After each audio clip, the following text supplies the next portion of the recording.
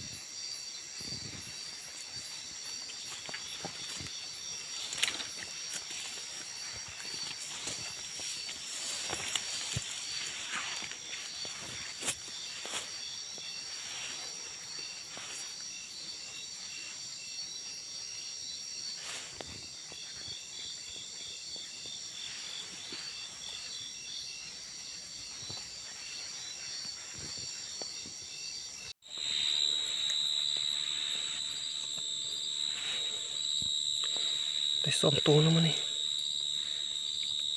เบิ่งพอเห็นมันนอนหลายกว่านี้อยู่เนาะตุยอยู่เพราะว่าช่วงนี้มันเป็นช่วงตัดน้ำหน้าไหมจะให้นกตุยนะมีปลากินหลายเห็นมานี่ตัวนึงเนาะแต่ว่าเขาสอกไม่เห็นมันนี่ได้สองตัว